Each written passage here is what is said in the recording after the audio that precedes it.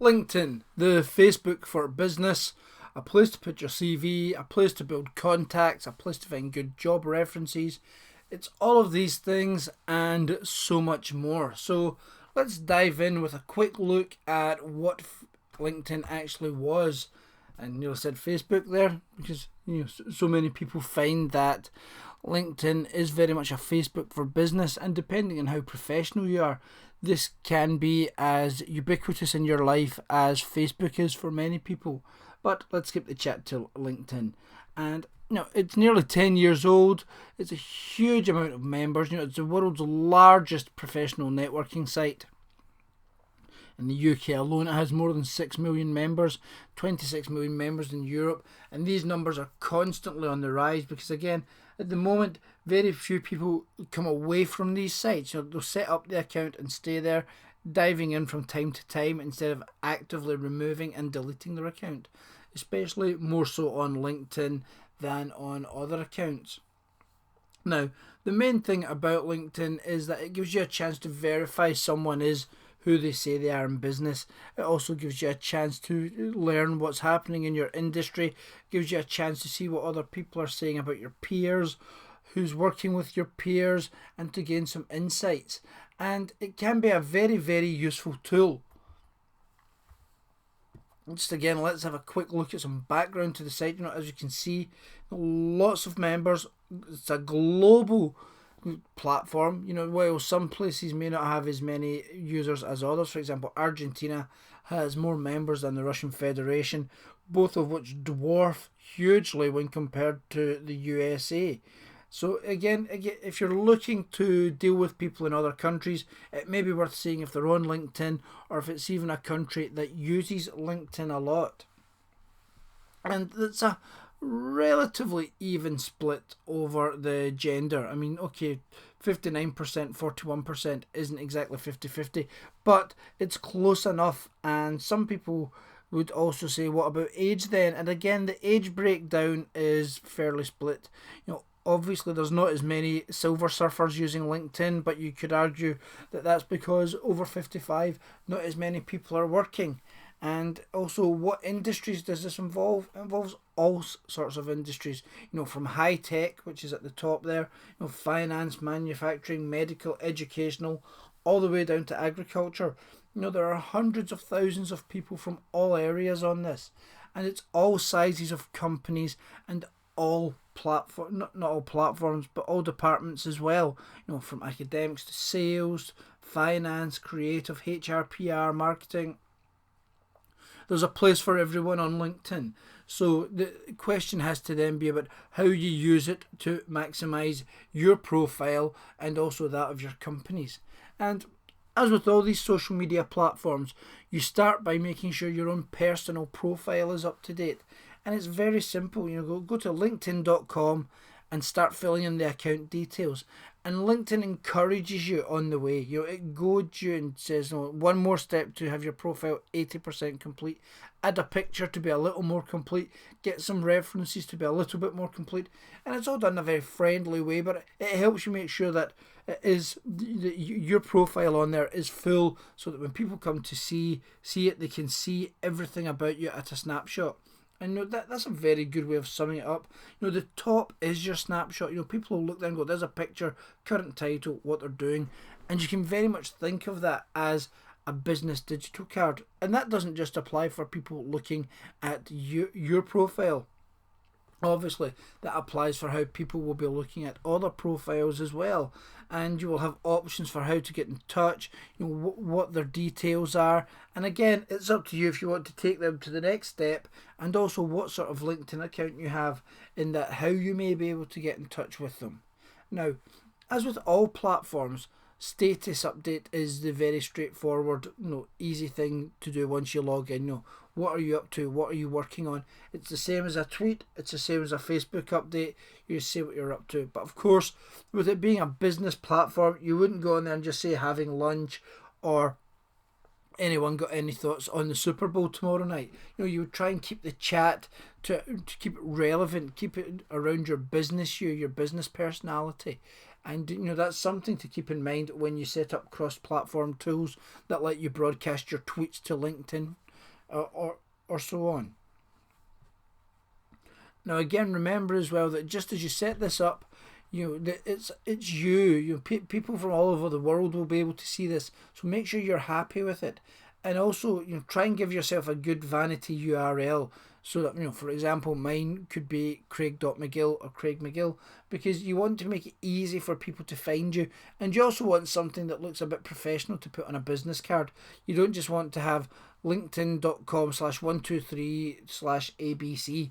And that's just something to bear in mind again when you're filling out the account, and making sure it looks professional, making sure there's everything there for you. And of course, you're using this to engage. It's a two-way process. So make sure that you do have settings for people getting in touch with you if you want, because at the end of the day, that's a huge part of this. We're past the days of people just assuming LinkedIn was for people hunting for a new job, but at the same time, you want to make it easy for people to get in touch with you and give you all the information and data that they want to give you for whatever reason. Now, as we've said, creating a profile is an absolute breeze. There's nothing to it. If you've set up an account on any other sort of social networking site, it's very identical. So there's not really any brain surgery involved there. But because this is the business you, because this is the professional you, would definitely encourage that you optimize the profile and fill it in as much as possible. Picture, positions, education, summarize your specialties. Get people to recommend you and leave compliments. And whether that's in the form of you leaving compliments for others and hoping you'll get some back, or you just blatantly asking for references and recommendations, is entirely up to you. And the one thing you have to try and avoid doing is just firing up your CV. Don't just go, yep, there's the CV. Hobbies include going to the theatre, cinema, reading and swimming. Make it a bit more better. Break it down. Again, use the keywords that apply to you, your key skill sets. Don't be overly robotic though, not overly formal. Just try and be direct without being blunt, and make sure consider it that again the whole world will see this. Think of what your elevator pitch is. That much maligned business phrase of what you would say to someone to get their attention. Do you have a wacky business title that might help catch attention, or do you just have this quick pitch of, hi, I'm me and I do this?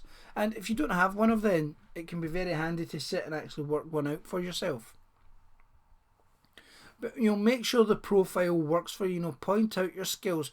At the end of the day, while we're saying don't be dull, and don't drone on, at the same time, remember, this is about you. It's about your skill set, and it's about you showing off how awesome you are, how good you are at what you do, what sort of skills you've got. And again, the beauty of this is no one's asking you to list your negatives, so you don't have to say, I'm great at this but bad at this.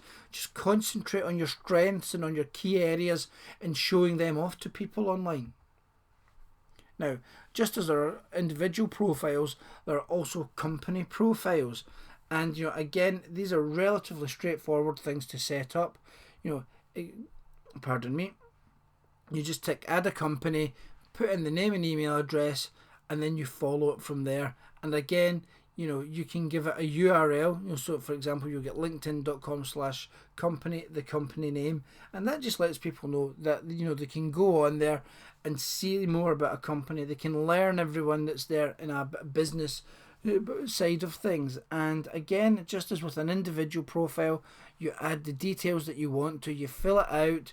You can put in details of any RSS feeds for blogs or Twitter accounts as well. And it's just this idea of filling out details and making sure that there's contact details there, just in case anyone needs to get in touch. It's not brain surgery. Again, if you've filled out an individual profile, you can fill this out quite easily. Now, at the same time, one little nice trick you can do is you can add a video. And that could be a hi, welcome to LinkedIn, or it can be a video about your company services. And one thing you might want to consider is that this could be a video that's only viewable on LinkedIn. And you might be going, well, hang on, how can we do that? What's the way of doing that? And it's very, very, very straightforward. All you have to do is have an unlisted YouTube video. That's when you go into YouTube, you have the options to make a video private, unlisted, or public.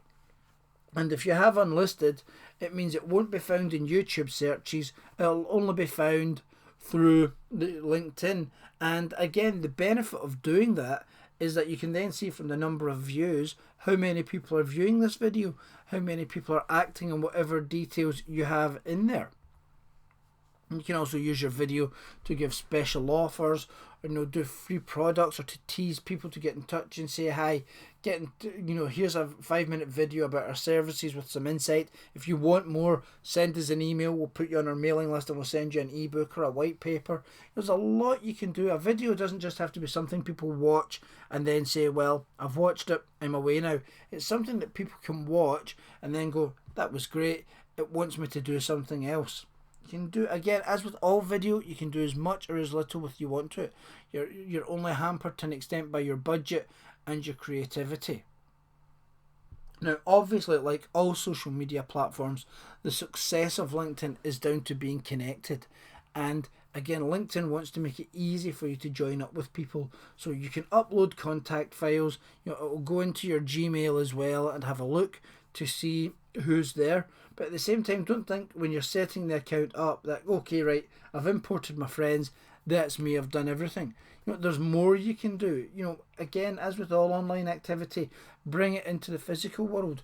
Put it on your business card. If there's something else you can put it on for your company, put it on posters, put it on email signatures. Let people know that you're there. And if you meet people at events, drop them a quick note or a quick recommendation afterwards. I've seen people come out of meetings and by the time they've got back to their office, someone who's been in the meeting with them has left a nice recommendation. And that's the sort of speed these things happen at, and it's a nice touch. It gives you another way of getting in touch with people. It's the start of building a relationship. Now, obviously, you don't just build relationships on LinkedIn on a sort of one-to-one basis. You can also build them up through groups. And there are groups for everything, from the very formal, talking about social media, talking about accounting practices, to talking about the more fun things in life, like whiskey and so on. And there's not just one group, there's a couple. Now, in fairness to these groups, they're never going to be as big as Facebook pages and so on. But what some brands think is, well, let's go on here anyway, because at the end of the day, this is business people, this is people with money, and that selects and edits out a lot of the fuzz and the nonsense you would get perhaps with a Facebook page. This lets you just concentrate on high spenders, and it's still a shared platform to talk about. If you do go down this route, you do have to just bear in mind that, as with all platforms, make sure you've got good content and regular content to populate it. Now, getting into groups, again, is very, very simple. You go to the groups link, create a group, up you go. And as with company pages and with your own profile, you fill in the information, you fill in the data.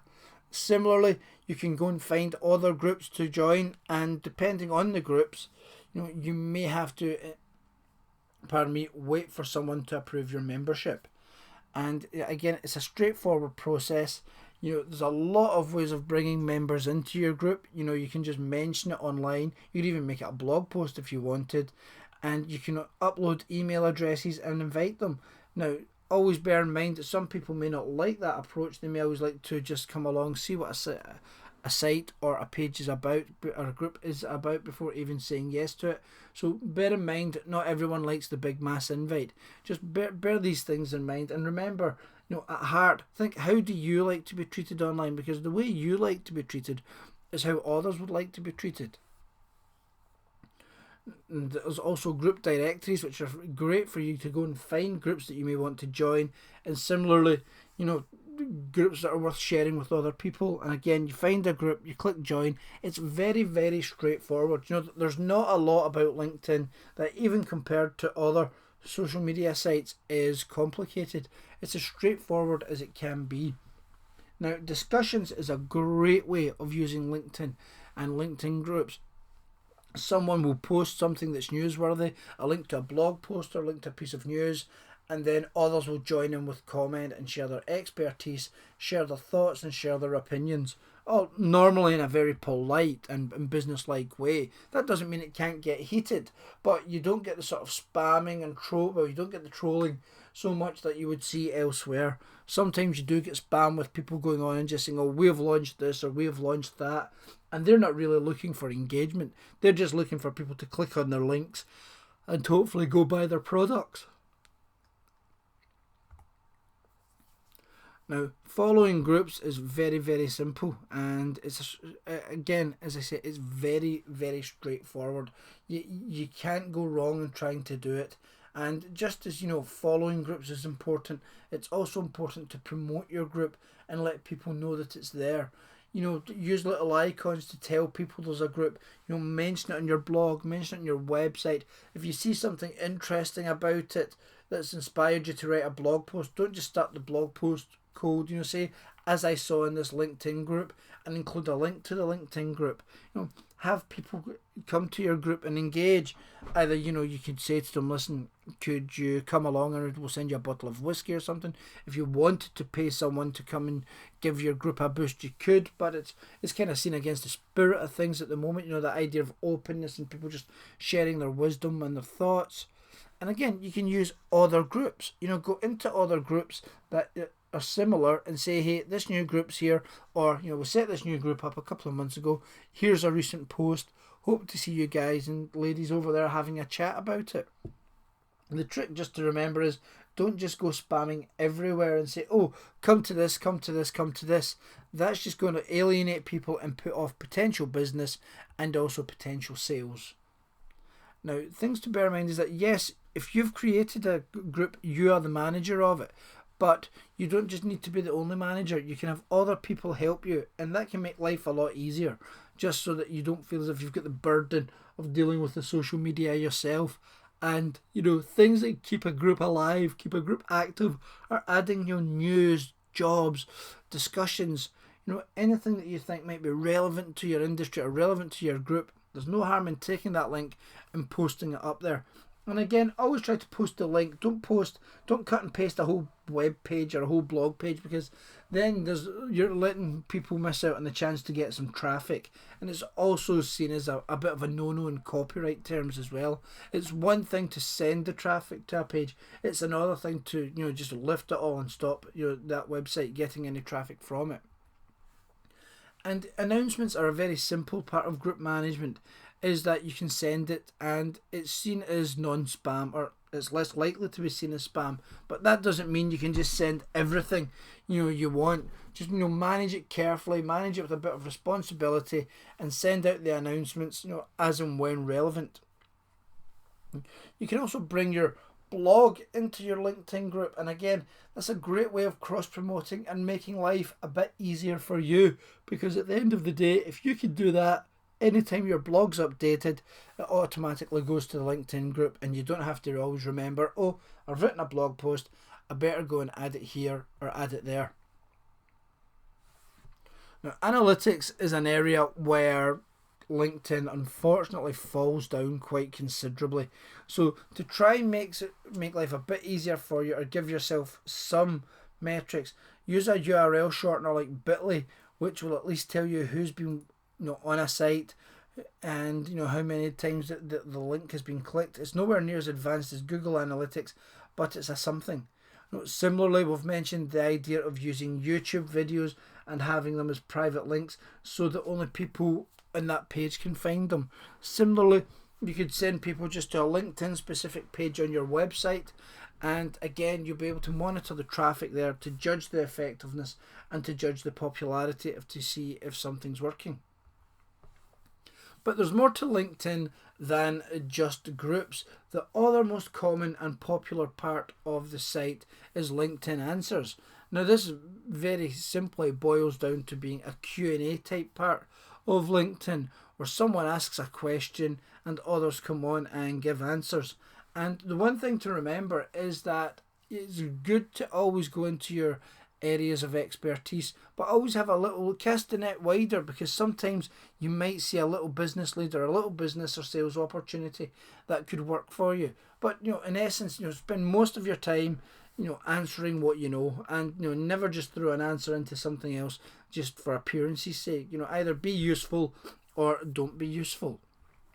And again, it's very easy to ask a question. You just put it in, up it goes, and it goes in a number of places.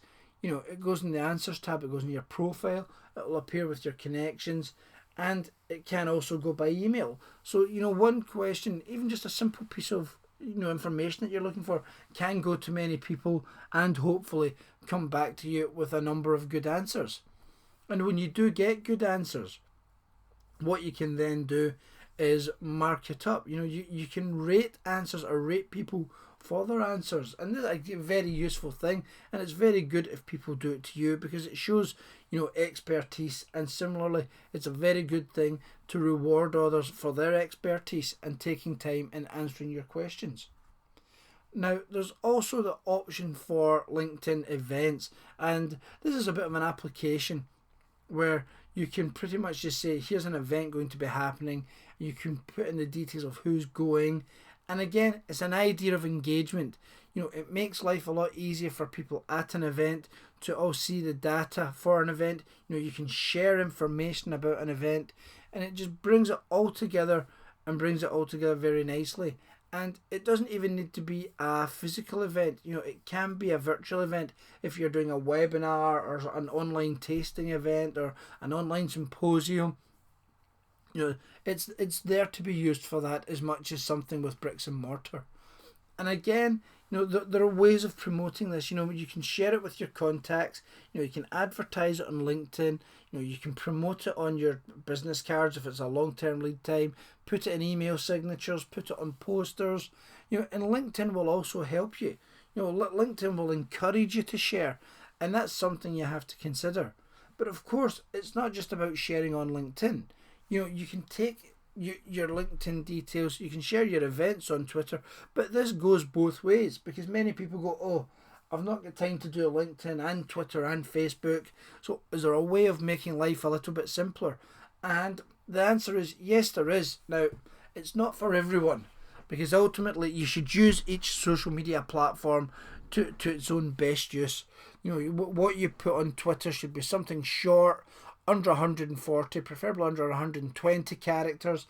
Compare that to Facebook, where the same thing, you can have 426 characters, a photo. You can add a lot more there, so that the same information is going out in slightly different ways. But it is quite simple to link LinkedIn and Twitter together. It's a couple of steps, and then just a couple of things you have to remember in the future. And once you're doing it, many people find it a good benefit.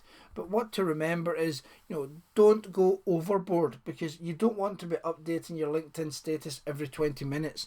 You may be a very prolific tweeter, and you don't want all of your tweets turning up in LinkedIn. Even if the vast majority of your tweets are business related, you want to try and bear in mind that people don't want to see their streams flooded by one person. So if you do send out a lot of business tweets, just sit and think about the tweets that you're doing. Think about what the best ones are to share, the best ones to put out there are. And that makes life a lot better, for those who follow you. You're not flooding them then, you're not giving them a deluge of data from yourself. It's just this idea of a little bit of consideration for people. Now, another tool from LinkedIn that's very, very useful is LinkedIn Today. And this, in essence, is a LinkedIn news, where LinkedIn looks and sees what you're sharing in terms of links, what people in your circles, your business circles are sharing, the people that you're following, what they're sharing, and it will pass it on. And again, you can get information from who's sharing. So this can be a great way of seeing who shares lots of information. And you can filter it to make sure you're only getting information as specific as you want, or you can widen it out to make sure you're getting as much as you want. And it's not a hard thing. It's a great thing to get in your inbox. You can also go and look at it as a standalone website. And again, you can also over time start to submit links to it and hope that people submit your links to it as well. Because the beauty then is that you will be seen as a top referrer of news. And that's a good thing, because if your blog is suddenly being seen in that sort of way. It shows you're on your way to being a key influencer. It shows that people will respect what you're saying. They'll be really impressed with what you're passing on. And if you're thinking about this and going, well, how can I do it? How can I do it? How can I be part of LinkedIn today? Bear in mind what people like. Post good links. Post optimized links. Make sure it's a good, hard-hitting, timely and relevant blog article that people are going to pass on, because LinkedIn will then see people passing this on and talking about it and go, yeah, we want some of this. We've seen it posted as an update. We've seen it turn up in groups. We're going to pass that on. So this is something to bear in mind, and there's just a couple of little tips as well that how it can help promote what you're putting on your blog and how you can make things work for you in a very positive way, because at the end of the day you want all of this to work for you in a business sense. You want this to either boost your career options in the future or to boost the standing of your company or something along those lines. You're not doing LinkedIn just for fun. It can be fun, interesting and engaging to use, but you are doing it for a business reason. Now, monitoring LinkedIn, like anything else, can be time consuming, but fortunately you can do it via RSS. If you're following people anyway, their updates will appear with you. If you're not 100% sure on how to use RSS, then have a look at the blogging module which is included with this package, because that gives you a couple of examples of RSS and how to use it through Google Reader and so on.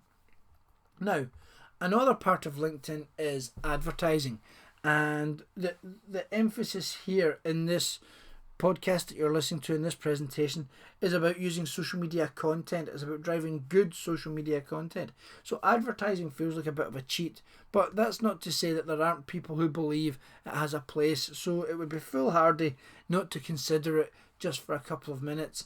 And there are multiple kinds of advertising in LinkedIn.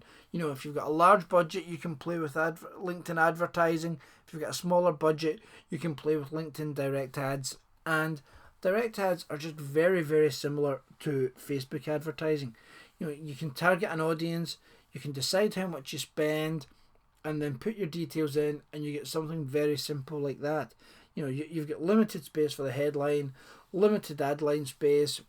You just make that your copy as good as active, as attention seeking, as dynamic as possible to get people's attention and to hopefully get them clicking on your links. Now, there is actually more than one type of way to use LinkedIn in terms of accounts. Most people have the free account, which gives them, enough options of what they want. They can send some requests to meet people, they can receive emails, but there are those, particularly in sales, who like to go up a step, to the $250 a year option, up to the $5,000 a year option. And this basically gives them all the same functionality as free, but lets them send more emails. It lets them do, in essence, more cold calling by email. And, while there are a few nice other options there, there's less limited search and so on. At the end of the day, the vast, vast, vast majority of people get by on the free version because it does enough for what they need and it opens enough doors for them. You may feel a desire to have a more expensive option, and if you have a business case for it, that's absolutely fair enough, and good luck to you. Now, one area where LinkedIn does fail miserably is measurement. It doesn't have a great dashboard, like Google Analytics or Facebook Insights. So you have to be a lot more canny in your time used here. Use bit.ly links and so on to try and work out if something's being popular. Also look at people's influence. But bear in mind, lots of people, especially now, are just giving people references or just signing up to people's connections just to make their own numbers look better. So keep these things in mind. But again, as with all social media platforms, it's as much about what you give. If you can spend a wee half hour a day or a half hour a week going on to LinkedIn questions and just providing answers to people, that's a very, very useful thing. That's a great benefit to people. You're helping people out there and they'll be very grateful of that.